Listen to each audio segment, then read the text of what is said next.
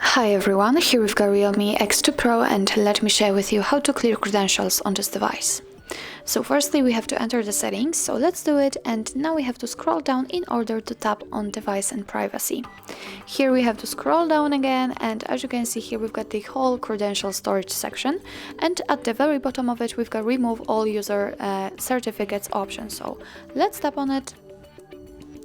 Now let's tap on remove all user credentials again, and here we have to confirm it with our password.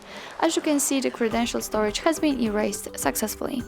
So actually that's all. This is how to clear credentials in your REALME X2 Pro. Thank you so much for watching. I hope that this video was helpful, and if it was, please hit the subscribe button and leave the thumbs up.